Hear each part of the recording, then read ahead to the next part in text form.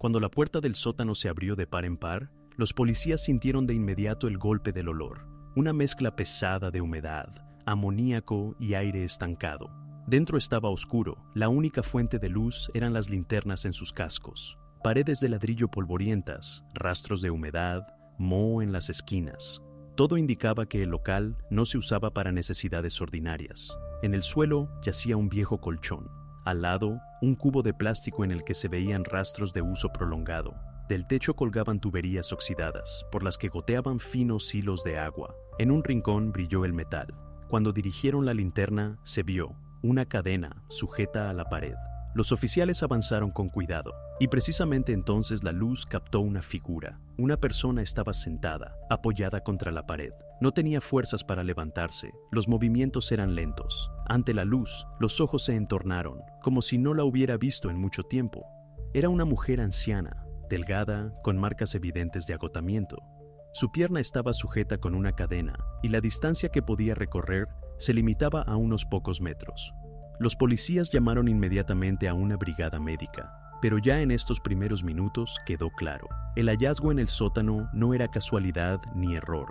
Aquí habían retenido a una persona durante años. Desde ese momento comenzó una investigación que revelaría gradualmente quién y por qué creó esta prisión directamente bajo una casa habitada.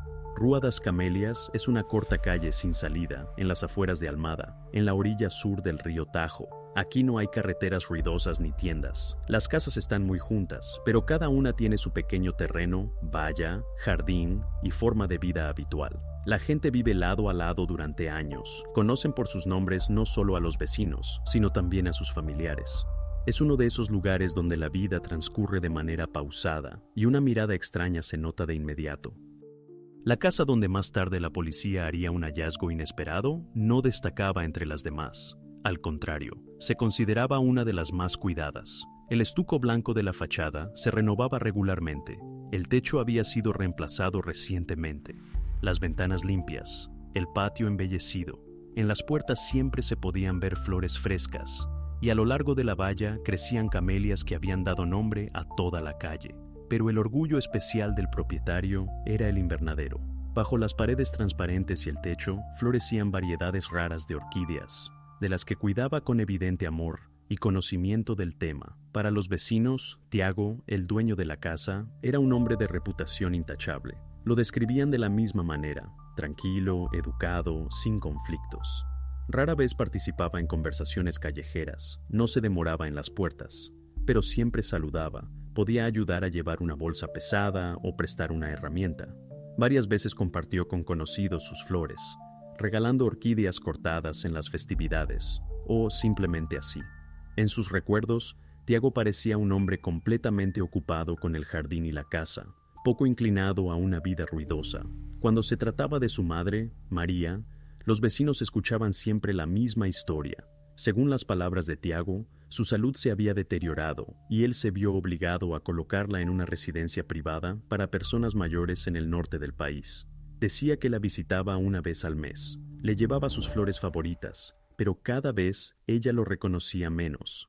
Esta versión parecía creíble. Los vecinos sabían que María efectivamente había tenido problemas de salud.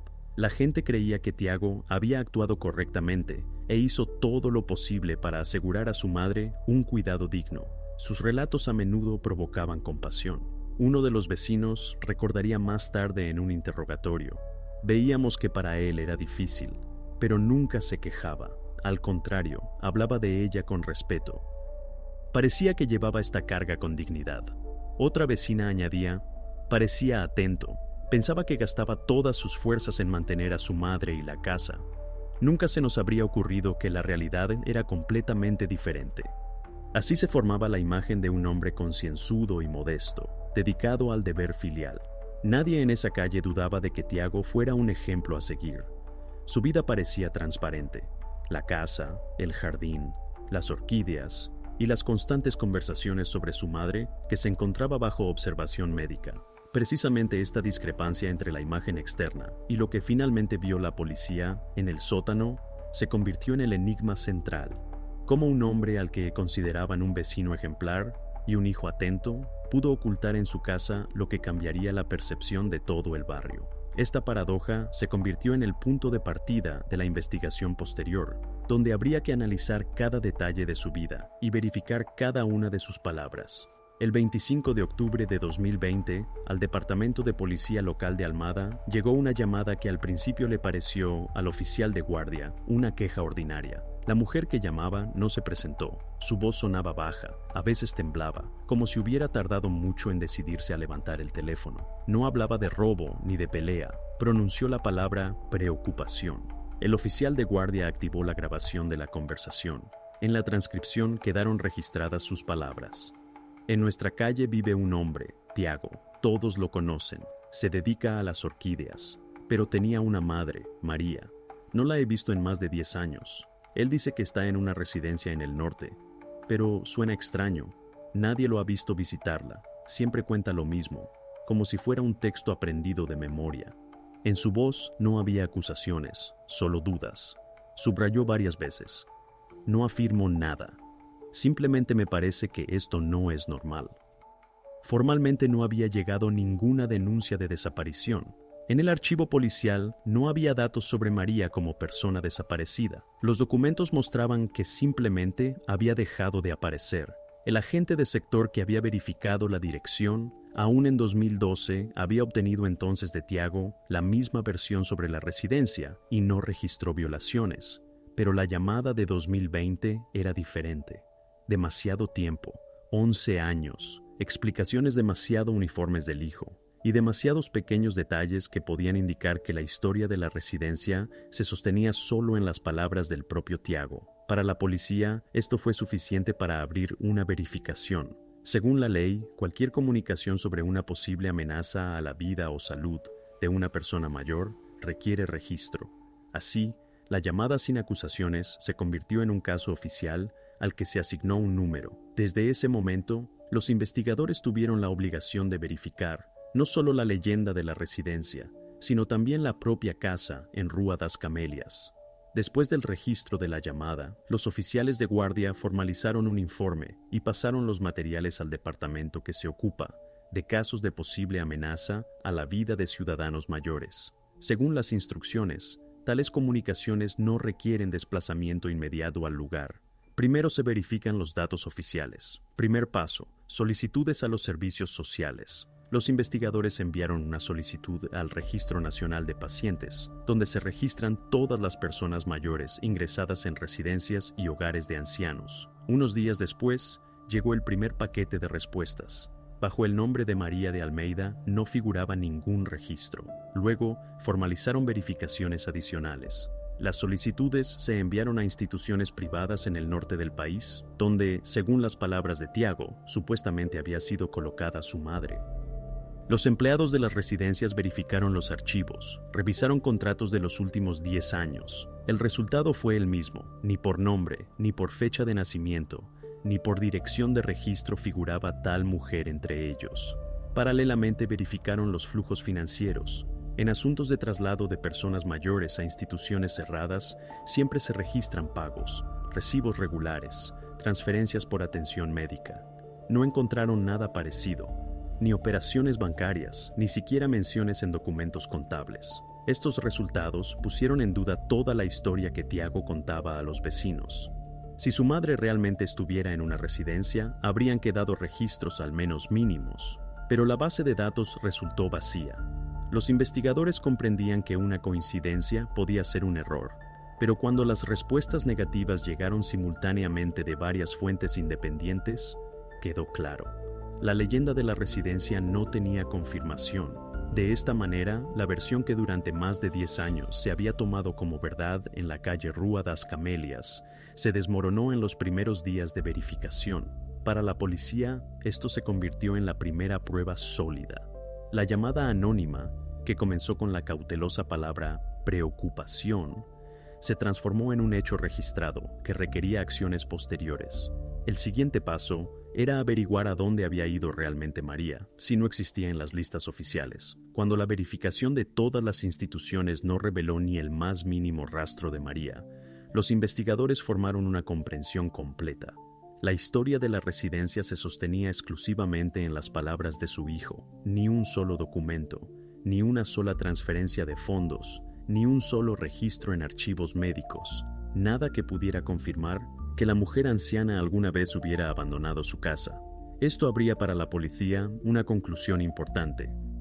Si no había habido una salida oficial, significaba que la mentira provenía de quien vivía cerca de ella todos estos años. Para los investigadores esto era una señal directa. Los vecinos habían escuchado las mismas leyendas durante más de 10 años, pero todos sus recuerdos se reducían al relato de Tiago. Él hablaba con seguridad, repetía detalles sobre las visitas, sobre las flores que supuestamente le llevaba a su madre, pero cuando intentaron verificar esta información, se desmoronó literalmente en el primer paso. María no figuraba en ninguna institución donde, según sus palabras, la habían colocado. Además, durante todos estos años, ella no había firmado ningún documento. En los servicios fiscales y sociales, su nombre aparecía solo en registros antiguos, hasta 2009. Después, las huellas se cortaban. Para la investigación, tal ruptura parecía demasiado reveladora. Una persona desaparecida de los registros públicos y estatales usualmente deja al menos algún rastro. Un registro en el hospital, una visita al médico, una nueva dirección de registro. Aquí, en cambio, vacío total. Y el único que podía explicar este vacío era el hijo, que continuaba asegurando a todos lo contrario.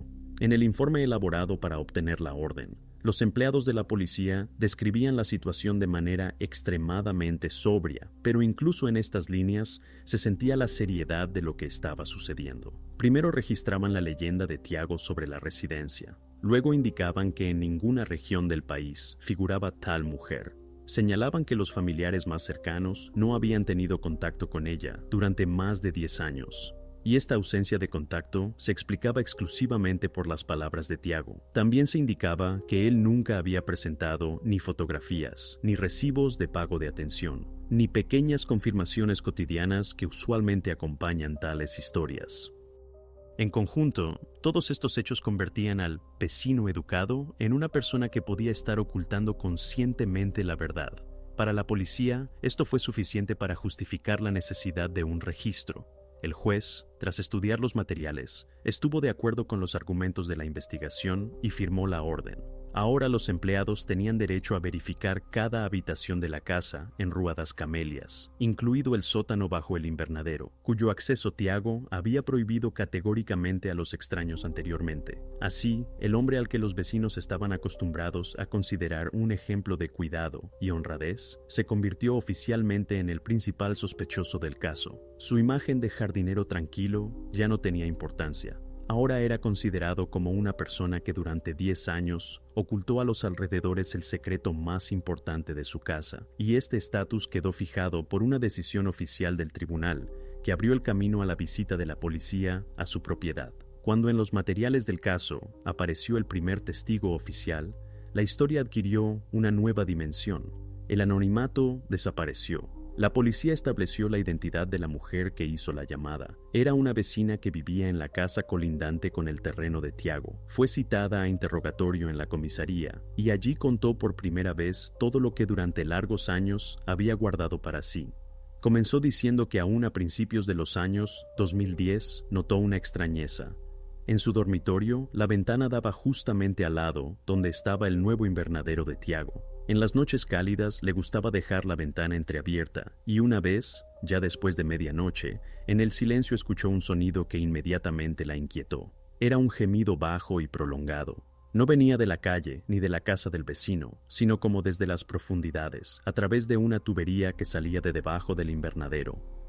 Al principio pensó que podía ser una falla en el sistema de calefacción del suelo. Tiago mismo decía que allí tenía equipamiento complejo, pero en las semanas siguientes, este sonido se repitió. A veces era débil, apenas perceptible, a veces un poco más fuerte, y siempre sonaba igual, no como un chirrido mecánico o el trabajo de un motor, sino de alguna manera humano. La mujer admitió que intentaba convencerse de lo contrario. Pensaba que estaba imaginando cosas, que era un juego de la imaginación.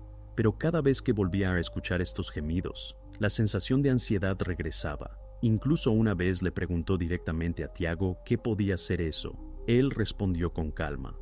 Probablemente aire atrapado en el sistema, a veces hace ruido.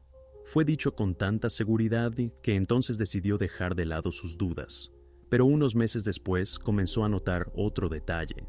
Por las noches, especialmente cerca de medianoche, Tiago salía al patio con un cubo en las manos. Varias veces lo vio bajar al sótano bajo el invernadero y después de un tiempo subir de vuelta con el mismo cubo, ya lleno. Se movía rápidamente, no miraba a los lados y casi siempre lo hacía en la oscuridad, usando solo una linterna. Luego se dirigía a la parte trasera del terreno, donde tenía una fosa de compost, y vertía el contenido allí. La curiosidad la venció una vez, y ella, fingiendo regar sus plantas, preguntó: ¿qué es esa costumbre suya de sacar tierra por la noche? Tiago respondió sin vacilar: es tierra que se ha estropeado, hay fertilizantes, químicos, no se puede dejar cerca de las orquídeas. Su tono era tan ordinario que no se atrevió a objetar, y sin embargo, estos episodios se repetían una y otra vez. Gemidos por la noche, el cubo del sótano, los viajes nocturnos a la fosa de compost. La vecina pensaba cada vez con más frecuencia que esto no parecía una casualidad, especialmente cuando notó que María había desaparecido de la vista. Al principio pensó que la mujer anciana realmente estaba en una residencia, pero pasaban los años, y nadie excepto Tiago hablaba de sus visitas. Nadie veía fotografías, nadie había escuchado ni una palabra de la propia María. En el interrogatorio, la mujer admitió que sus dudas se volvieron insoportables. Intentó compartirlas con su marido, pero él decía: no te metas, cada uno tiene sus asuntos, ya sabes que Tiago es buena persona. Y esto solo intensificaba su conflicto interno. Tenía miedo de equivocarse, miedo de estropear las relaciones en la calle donde todos se conocen. Pero los años de observaciones hicieron su certeza demasiado fuerte. Cuando a los sonidos extraños y las salidas nocturnas con el cubo se sumó la comprensión de que nadie había visto a María en más de 10 años, decidió llamar a la policía. Los investigadores registraron cuidadosamente su testimonio. Para ellos era importante no solo el contenido, sino también el intervalo temporal. No se trataba de sospechas de una semana o un mes. La vecina describía eventos repetitivos que continuaron durante años. Esto significaba que se trataba de una situación que duró casi todo el tiempo después de la desaparición de María. Desde el punto de vista de la investigación, sus palabras reforzaron las sospechas múltiples veces. Si se tratara de un incidente único, podría explicarse como casualidad, pero aquí se observaba un sistema: acciones nocturnas repetitivas, sonidos estables, ausencia completa de la mujer en la vida del barrio. Todo esto formaba un cuadro que hablaba de una situación prolongada y cuidadosamente ocultada. En los materiales del caso, precisamente este protocolo se volvió clave. Mostró que no se trataba de un episodio reciente ni de una desaparición repentina. Era una situación que se había prolongado durante largos años, y precisamente esto abría el camino al siguiente paso: el registro que debía establecer los puntos finales en la versión de Tiago sobre la vida de su madre. El 28 de octubre de 2020, temprano por la mañana, frente a las puertas de la casa en Rua das Camelias, se detuvieron los coches de policía. En manos de los empleados estaba la orden de registro. El patio se veía habitualmente cuidado, parterres con flores, camino limpio hacia el porche, luz en las ventanas. Todo esto contrastaba fuertemente con la tensión con la que los oficiales se preparaban para entrar. Esperaban resistencia. En la práctica, tales situaciones rara vez transcurren con calma. Los dueños se encierran, discuten, ganan tiempo, intentan ocultar pruebas. Pero el encuentro con Tiago siguió un escenario completamente diferente. Salió él mismo, sin ser llamado, como si supiera de antemano de la visita. En sus manos no tenía nada, solo las llaves de la casa que guardaba en el bolsillo. Los policías presentaron la orden, la leyeron en voz alta. Usualmente en este momento comienzan las objeciones, gritos, disputas. Pero Tiago se comportó de otra manera. Guardó silencio. Unos segundos simplemente miró a los empleados. Luego se dio vuelta y abrió la puerta. Ni indignación ni intento de discutir. En el protocolo se señaló: el sospechoso no opuso resistencia. A todas las preguntas respondió brevemente. La mayoría de las veces guardaba silencio. La reacción principal fue apatía. Cuando le preguntaron dónde estaba su madre, pronunció una frase: no entienden. Ella está enferma, y la repetía cada vez que se dirigían a él. La policía registraba cada detalle. Sus manos no temblaban, los movimientos eran pausados. Pensaban que no iba ni a justificarse ni a justificar sus acciones. En su comportamiento no había pánico, pero tampoco había calma segura. Era más bien una observación silenciosa de cómo se derrumbaba un mundo cuidadosamente construido. No impedía el registro, pero tampoco ayudaba. A las peticiones de mostrar las llaves de los locales auxiliares respondía con negativas, y entonces los empleados mismos forzaban las cerraduras. Para la investigación, su reacción fue una sorpresa. Los criminales tomados por sorpresa usualmente se comportan de otra manera, niegan, se justifican, demuestran agresividad. Aquí el cuadro era diferente. Ante ellos estaba un hombre que parecía no querer ocultar nada, pero tampoco expresaba deseo de explicar algo, simplemente repetía: ella está enferma, como si con esto pudiera justificar todo lo que había en la casa. Así la policía obtuvo otra confirmación. No era una crisis ni casualidad. Ante ellos había un hombre que durante largos años construyó su vida alrededor de un solo secreto, y ahora, cuando éste se descubría, no se resistía. Observaba cómo se derrumbaba su leyenda y parecía preparado de antemano para este momento. A los investigadores solo les quedaba verificar el sótano y registrar lo que se ocultaba tras la puerta. La verificación financiera se convirtió para la investigación en un instrumento clave. Mientras los vecinos compartían sus recuerdos y contaban cómo creían en la historia de Tiago sobre la residencia, los investigadores abrieron los archivos de transacciones notariales. Allí se descubrió un documento que cambiaba completamente el panorama del caso. En septiembre de 2010 se realizó una gran operación. El apartamento perteneciente a María fue vendido. Esta vivienda se encontraba en la parte central de Lisboa, en un edificio de construcción anterior a la guerra, donde los precios de bienes raíces eran de los más altos de la ciudad. Un apartamento de 3 habitaciones con techos altos y parquet antiguo valía entonces más de 200.000 euros. Era una suma igual al costo de varias casas de campo o a 10 años de residencia en una residencia privada costosa. Los documentos de la transacción inmediatamente generaron preguntas. En ellos figuraba un poder notarial otorgado a Tiago por su madre. Según el texto, ella le transmitía el derecho de realizar cualquier transacción en su nombre, incluida la venta de bienes raíces.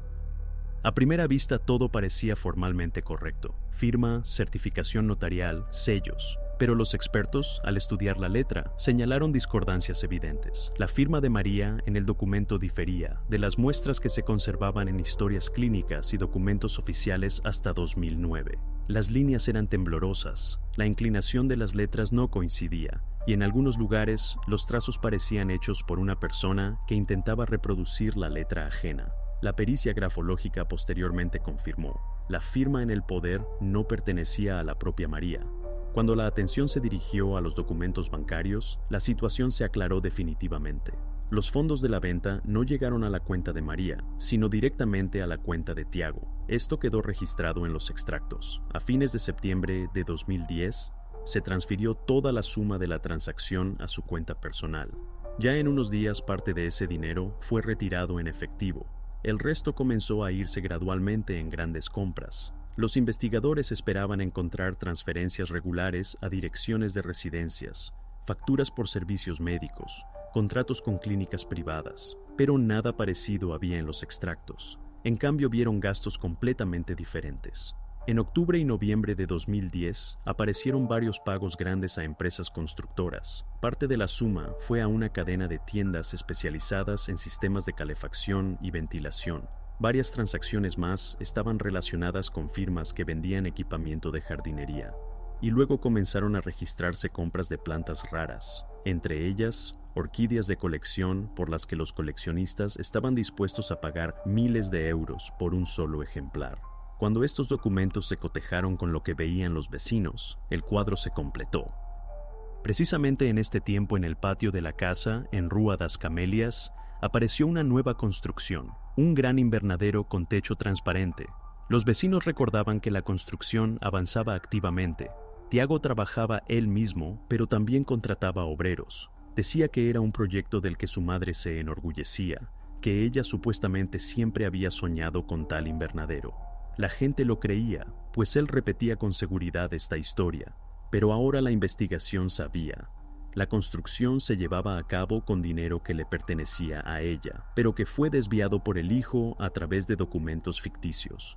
Los analistas bancarios siguieron detalladamente cada transacción. Por las sumas y fechas se podía reconstruir la cronología: venta del apartamento, transferencia de fondos, construcción, compra de sistemas, compra de plantas. Todos estos gastos coincidían con lo que en realidad apareció en el terreno. Y lo principal, ni un euro fue para atención médica, tratamiento o pago de residencia. De esta manera, la verificación financiera mostró por primera vez el motivo. No era un acto emocional, ni una crisis, ni la desesperación de un hombre que cuida a un familiar enfermo. Ante la investigación se abrió un esquema. El aislamiento de la madre permitió obtener control sobre sus bienes, la falsificación de documentos abrió acceso a la venta, y el dinero fue dirigido a proyectos personales del hijo. Su pasión por las orquídeas y el deseo de construir un invernadero le costaron a María todo lo que tenía. Los hechos hablaban por sí mismos. La leyenda de la residencia se derrumbaba. En su lugar emergía la lógica fría de la codicia. Cuando la investigación obtuvo los primeros resultados de la verificación financiera, surgió la pregunta principal: ¿sobre qué base el hijo obtuvo el derecho de disponer del apartamento de su madre? Jurídicamente, tales transacciones son imposibles sin poder notarial. En el caso, efectivamente había un papel formalizado en 2009 donde en nombre de María se confirmaba que ella transmitía a Tiago el derecho de vender sus bienes raíces. A primera vista, el documento parecía impecable: sello notarial, fecha, firma. Pero los investigadores comprendían perfectamente que precisamente en ese periodo María ya tenía signos de deterioro de la memoria y funciones cognitivas. Surgía la pregunta: ¿podía ella siquiera en ese momento poner una firma y comprender su sentido? Para obtener una respuesta, el documento fue confiscado y enviado a peritaje. La verificación grafológica siempre pasa por un procedimiento estricto. Los expertos solicitaron todas las muestras posibles de firmas de María de diferentes años. Para esto, los investigadores se dirigieron al servicio fiscal, a instituciones médicas, a archivos del banco donde ella tenía cuenta. A disposición de los especialistas llegaron varias decenas de documentos: viejos contratos bancarios, recetas de medicamentos con su firma, formularios oficiales llenados aún a principios de los años 2000. El análisis comparativo mostró una dinámica clara. Las firmas de María hasta 2008 eran seguras, con inclinación característica a la derecha y dibujo idéntico de las letras. Incluso cuando comenzaron sus problemas de salud, la letra permanecía reconocible. En el poder cuestionable, fechado en otoño de 2009, la firma se veía completamente diferente. Las líneas eran irregulares, los movimientos como copiados de memoria. En algunas letras faltaban elementos habituales de su escritura. El experto señaló que en lugar del movimiento vivo de la pluma, se veía un intento artificial de reproducir la letra ajena. Este es un signo clásico de falsificación. La conclusión de los grafólogos fue inequívoca y quedó registrada en el dictamen: la firma en el poder no pertenece a María. Esto significaba que la base jurídica para la venta del apartamento estaba ausente. De hecho, la transacción fue formalizada con documentos falsos. Para la investigación, esto tuvo un significado colosal. Ahora no se trataba simplemente de que el hijo ocultó a su madre de los vecinos. Los documentos mostraron que sus intenciones surgieron mucho antes. Él comprendía que pronto perdería acceso a sus bienes y de antemano creó un documento falso para apoderarse del apartamento. Esto no parecía una improvisación o crisis emocional.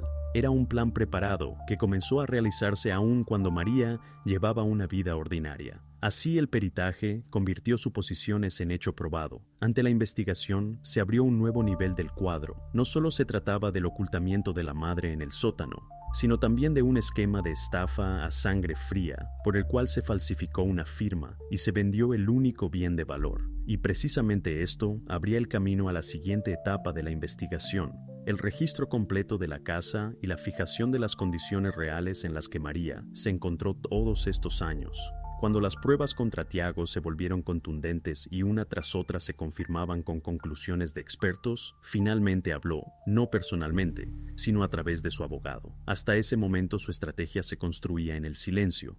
Respondía brevemente, evitaba las preguntas y se limitaba a la frase: ella está enferma. Pero cuando la investigación presentó documentos sobre la falsificación de firma y el movimiento del dinero, la defensa se vio obligada a proponer su propia versión de lo sucedido. El abogado en la primera audiencia declaró que toda la situación no había sido un crimen planeado de antemano. Según sus palabras, se trataba de un drama familiar difícil. En la línea defensiva se afirmaba que María efectivamente tenía problemas de salud. Su comportamiento gradualmente se volvía impredecible y agresivo. El hijo, quedando solo frente a su estado, supuestamente no encontró salida. No quería entregar a su madre a una institución estatal. Temía que allí no cuidarían de ella apropiadamente y no tenía medios para una residencia privada. En su interpretación, la situación se desarrolló como medida forzada. Supuestamente intentó manejarla con sus propias fuerzas. Organizó el cuidado en casa, pero con el tiempo las circunstancias se le fueron de las manos. La defensa construía un acento emocional en que Tiago resultó ser un hombre quebrado. Lo mostraban no como un calculador frío, sino como un hijo que intentó hacerlo mejor. Pero al final, él mismo se convirtió en víctima de una carga pesada. El abogado subrayaba, cometió errores, pero actuaba supuestamente desde el cuidado, no desde la codicia. El sótano donde María pasó largos años era descrito por ellos no como lugar de reclusión, sino como una especie de refugio donde ella estaba bajo control y donde él podía vigilar su estado. Tal línea de defensa se usa a menudo cuando las pruebas directas de condiciones difíciles ya son imposibles de refutar. Se apuesta a despertar compasión en el tribunal y los jurados. La defensa incluso presentaba conclusiones médicas sobre demencia, afirmando que Tiago temía por la vida de su madre y sinceramente creía que mantenerla en casa era la mejor opción. Intentaban trasladar la conversación del plano jurídico al emocional, no sobre un crimen, sino sobre una desgracia. Pero contra esta versión estaban los documentos, y precisamente ellos rompían el cuadro construido por los abogados. La falsificación del poder para la venta del apartamento fue cometida en un momento cuando María aún se comunicaba con los vecinos y al menos parcialmente controlaba su vida. Los expertos mostraron que la firma en el poder fue ejecutada por otra mano. Esto no era consecuencia de la enfermedad o de su falta de voluntad de firmar documentos. Era una falsificación consciente. El análisis financiero solo reforzaba las conclusiones. El dinero de la venta del apartamento en su totalidad fue para las necesidades del propio Tiago. En los extractos bancarios no se descubrió ni una sola transferencia para pago de atención médica, ni una sola transacción a dirección de residencia. En cambio, los fondos se distribuyeron entre empresas constructoras, tiendas de equipamiento y proveedores de plantas raras. Los gastos coincidían en tiempo con la construcción del invernadero en el patio, y esto ya no dejaba dudas. El objetivo principal no era asegurar el cuidado, sino obtener acceso al dinero e invertirlo en su propio hobby. Los investigadores en sus informes señalaban, la versión de que el hijo no manejó las circunstancias no resiste el choque con los hechos. No se puede hablar de cuidado cuando detrás están documentos falsificados, cuando se dispone de los bienes sin conocimiento del propietario, y cuando el ocultamiento de años se convierte en forma de asegurarse una vida cómoda. Para el tribunal, esto tuvo significado decisivo. Jurídicamente, la defensa intentaba mostrar el crimen como trágica concatenación de circunstancias, pero los hechos mostraban otra cosa. Todo indicaba un plan frío y secuencial. Primero la eliminación de la madre de la disposición de los bienes, luego la formalización del poder falso, venta del apartamento, uso de los fondos para fines personales y paralelamente la creación de la leyenda sobre la residencia. De esta manera, el intento del abogado de convertir a Tiago en un hijo cansado que perdió el control resultó inconsistente. La línea de defensa se rompía contra los documentos y conclusiones periciales. Y cuanto más se profundizaba la investigación, más claro quedaba. Ante ellos no había un drama familiar accidental, sino un esquema secuencial cuya base era un motivo codicioso. Para comprender de qué manera un hombre al que los vecinos describían como jardinero tranquilo y educado pudo ocultar un secreto tan pesado, los investigadores se dirigieron a su pasado. El cuadro que se abrió destruía la imagen del hijo atento. Antes de que se convirtiera en el único tutor de su madre, la vida de Tiago era completamente diferente. De los archivos se supo que para 2009 ya tenía serias dificultades financieras. A principios de los 2000, Tiago intentó abrir una pequeña firma de diseño paisajístico. Al principio el negocio parecía prometedor. varios encargos de casas vecinas, trabajo con terrenos privados, pero rápidamente quedó claro que le faltaba tanto experiencia en gestión como clientes estables. En un par de años la firma cerró con deudas. Las facturas restantes debían pagarse él mismo, y Tiago gradualmente se metió en créditos. A esto se sumaron problemas con el juego. En sus extractos bancarios de esos años se conservaron transacciones a direcciones de varias plataformas en línea para apuestas. Allí se registraban sumas regulares pequeñas, pero juntas formaban gastos notables. Los familiares contaron después que a menudo se quejaba de falta de dinero y buscaba una forma rápida de arreglar sus asuntos. En la familia entonces ya comenzaban a discutir que él no sabía mantenerse a flote, aunque exteriormente continuaba siendo ese vecino tranquilo que ama las flores. Tuvieron importancia significativa los testimonios de una prima. Ella dijo que aún en 2008, cuando en María aparecieron los primeros signos de deterioro de salud, Tiago comenzó a quejarse más que antes. Decía que su madre le impedía construir su propia vida, que tenía que estar todo el tiempo en casa, que sus bienes estaban sin uso. Estas palabras entonces no se tomaron en serio, pero permanecieron en su memoria y luego se volvieron parte de los materiales del caso. Otro familiar en el interrogatorio señaló que Tiago nunca manifestó especial cercanía con su madre. Sus relaciones con ella eran más bien formales, ayuda en la casa, gastos comunes, pero sin calidez. Cuando ella comenzó a perder autonomía, él en lugar de apoyo vio en esto un problema. Y ya entonces, según palabras de los familiares, aparecían en él ideas sobre cómo se podía usar su estado en sus propios intereses. La investigación estableció, precisamente en ese periodo, él comenzó a buscar activamente salida de las deudas. Aparecieron los primeros documentos sobre intentos de formalizar créditos con garantía de los bienes de la madre. Los bancos rechazaban debido a su edad y estado de salud. Pero el simple hecho de estas solicitudes mostró que buscaba formas de usar su propiedad mucho antes de que su vida se trasladara al sótano. Como resultado, se delineaba una lógica clara. Para los vecinos parecía un jardinero modesto y bondadoso, pero en realidad tenía reputación de hombre con problemas en los negocios, deudas y quejas constantes sobre falta de medios. Cuando en la madre diagnosticaron trastornos cognitivos, él no vio en esto una tragedia familiar. Para él, esto se convirtió en posibilidad de librarse de las deudas y obtener acceso a sus bienes, que no podía usar mientras ella permanecía como dueña de pleno derecho. Este contraste formó finalmente su retrato para la investigación y el tribunal. Desde afuera, un vecino educado y amigable que todos consideraban ejemplo de devoción. Desde adentro, un hombre con historia de fracasos, deudas y disposición a convertir la enfermedad de un ser cercano en oportunidad de resolver sus propios problemas. Y precisamente este pasado explicaba por qué resultó capaz de dar un paso que para los alrededores parecía imposible. Cuando los materiales reunidos formaron un caso único, llegó el momento del interrogatorio final. Los investigadores comprendían, tenían en las manos una cadena de pruebas que se construía sin lagunas. Y ahora era necesario presentarlas cara a cara con el sospechoso. Tales interrogatorios rara vez se construyen sobre presión emocional. Su fuerza está en otra cosa, en la metodicidad, en que cada detalle está respaldado por un documento, peritaje o testimonio. Sentaron a Tiago en una mesa en la sala de interrogatorios. Ante él yacía una carpeta con papeles. El investigador la abrió y comenzó a hacer preguntas. Formalmente eran réplicas cortas, pero cada una de ellas estaba respaldada por un hecho. El primer golpe fue el más evidente. Usted decía a los vecinos que su madre vivió 10 años en una residencia. Verificamos todas las instituciones del país. Su nombre no está allí. Ni una sola visita, ni un solo pago. ¿Cómo explica esto? Tiago guardó silencio. El siguiente paso. Aquí está el poder que usted usó para la venta del apartamento. Los expertos confirmaron. La firma es falsa. No es su letra. Usted mismo falsificó el documento para obtener el derecho de vender la vivienda. En el rostro de Tiago no había expresión. Simplemente bajó la mirada a la mesa. Luego, los extractos bancarios.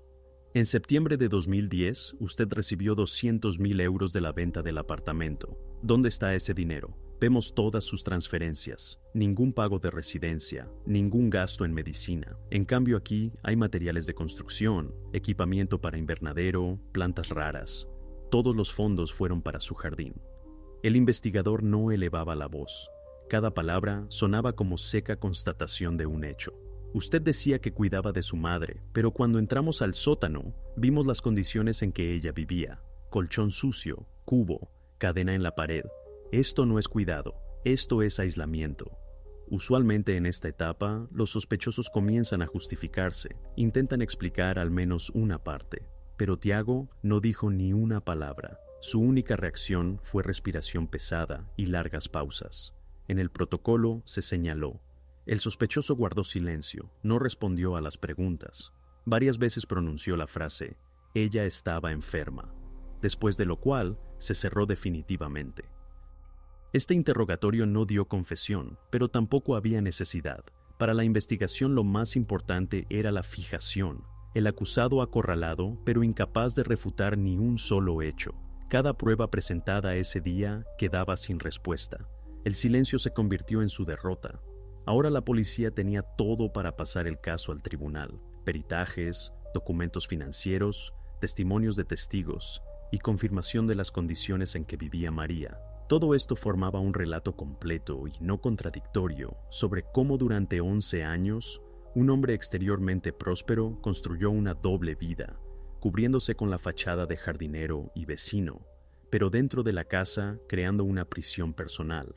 Cuando los interrogatorios fueron completados y las principales pruebas reunidas, el fiscal no tuvo dudas. El caso podía pasarse al tribunal, pero los empleados experimentados comprendían que cuantos más detalles se encontraran en la etapa de investigación, menos oportunidades tendría la defensa de construir dudas. Por eso, se tomó la decisión de un registro repetido. Esta vez, decidieron concentrar la atención no en el sótano, sino en el garaje, donde hasta entonces solo habían mirado superficialmente.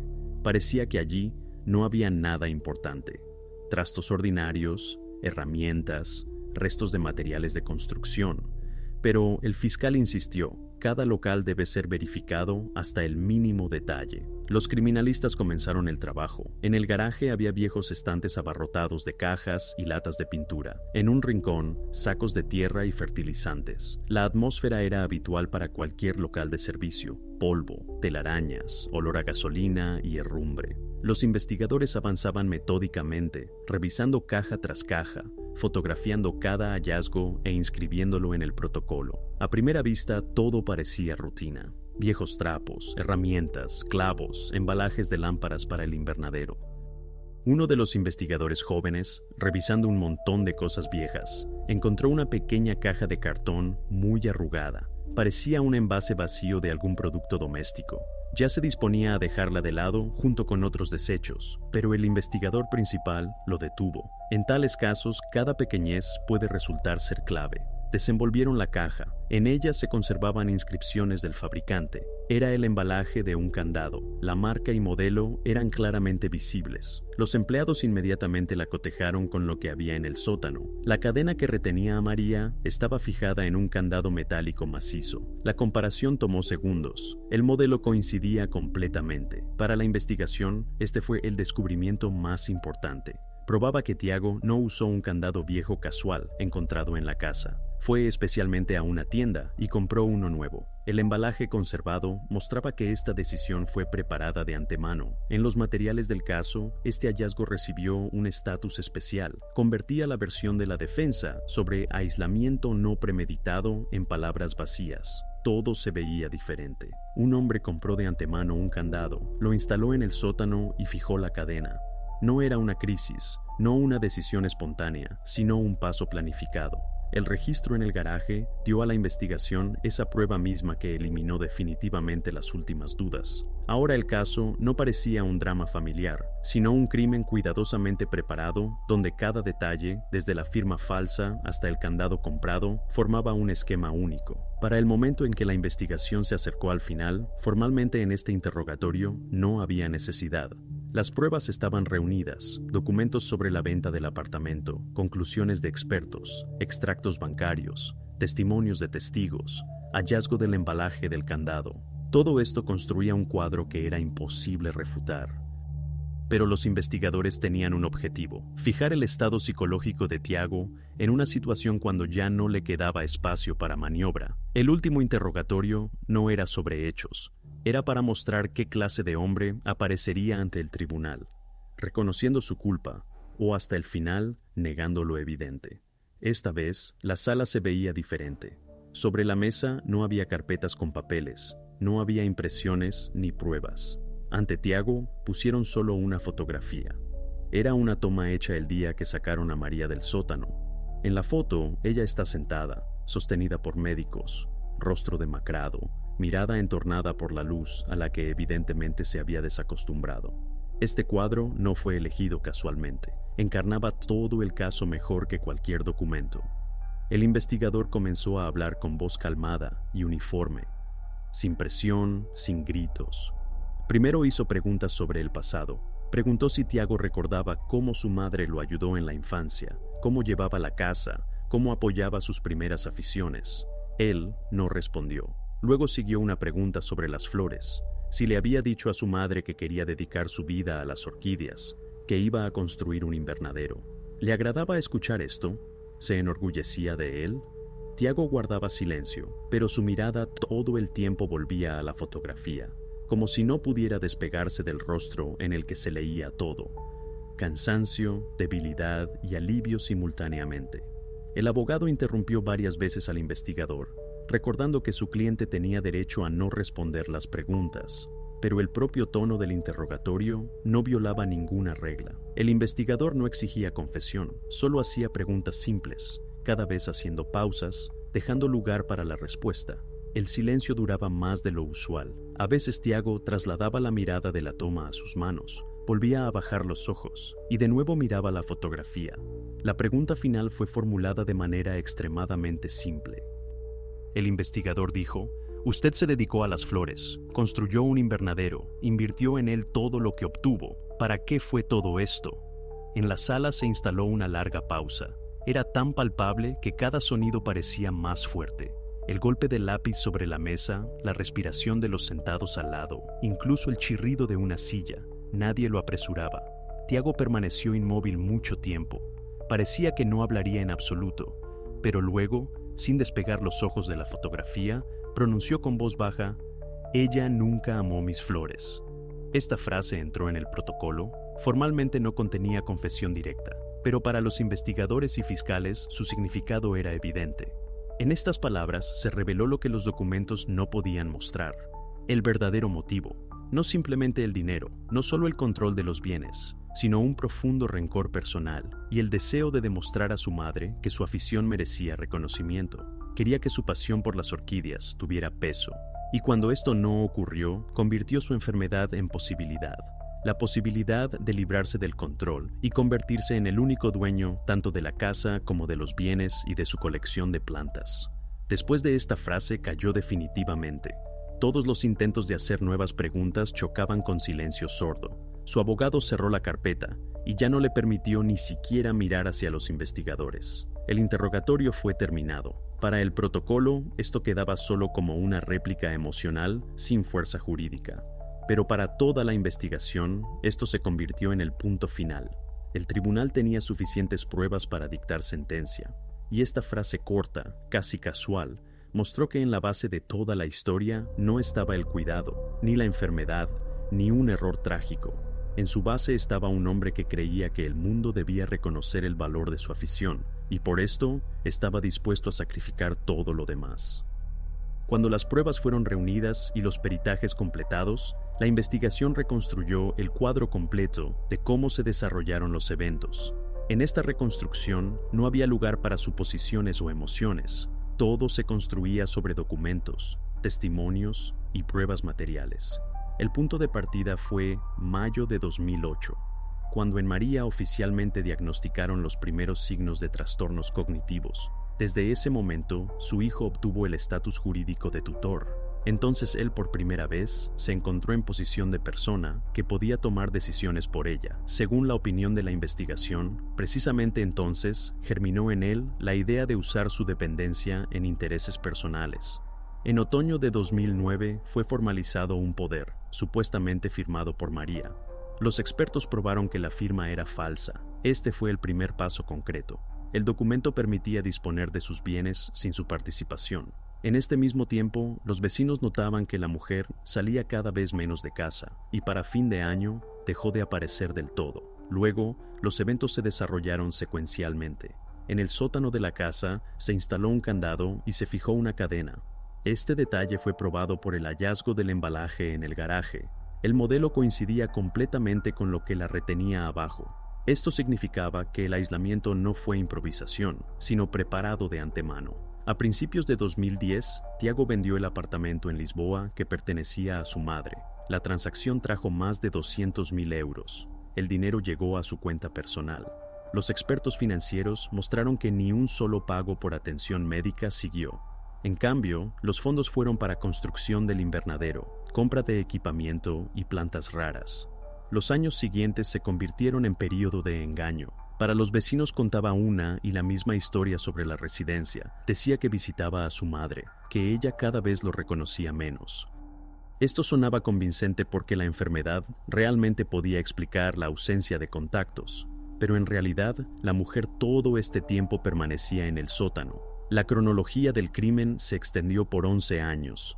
El diagnóstico de la madre, falsificación del poder, instalación del candado, venta del apartamento, leyenda de la residencia, años de silencio y mentiras. Todo esto mostró que no se trataba de una crisis o decisión instantánea. Ante el tribunal había que considerar acciones metódicas, extendidas en el tiempo y dirigidas a una cosa: obtener control completo sobre los bienes y la vida de una persona cercana. Esta reconstrucción se convirtió en la base de la acusación. La siguiente etapa, el proceso judicial, donde todo este cuadro debía resonar ya en presencia de jurados y del propio acusado. El proceso judicial transcurrió en el Tribunal de Distrito de Lisboa. La sala estaba llena de periodistas, vecinos, familiares y representantes de la Fiscalía. Durante varios meses los investigadores reunieron pruebas y ahora fueron presentadas en su totalidad ante jueces y jurados. La acusación construyó su discurso sobre una estricta secuencia de hechos. El fiscal leía la cronología que no dejaba dudas: falsificación de poder, venta ilegal del apartamento, transferencia del dinero a cuenta personal, uso de fondos para construcción del invernadero y compras de plantas raras. A esto se añadían las pruebas clave: el embalaje del candado, testimonios de vecinos sobre sonidos extraños por las noches, conclusiones médicas sobre el estado de María.